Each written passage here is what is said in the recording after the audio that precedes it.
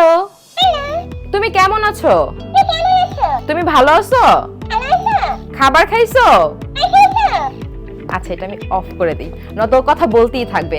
এইটা হচ্ছে বেসিক্যালি একটা ক্যাকটাস, এটা হচ্ছে কথা বলা ক্যাকটাস। এইরকম একটা টয় যদি আপনার বাচ্চার কাছে থাকে, সারাদিন আপনার বাচ্চা হচ্ছে আপনার মাথা পাগল করে ফেলবে। অনেক বাচ্চা আছে না, অনেক বেশি কথা বলে, সারাদিন প্রশ্ন করতেই থাকে, কথা বলার জন্য মানুষ পায় না।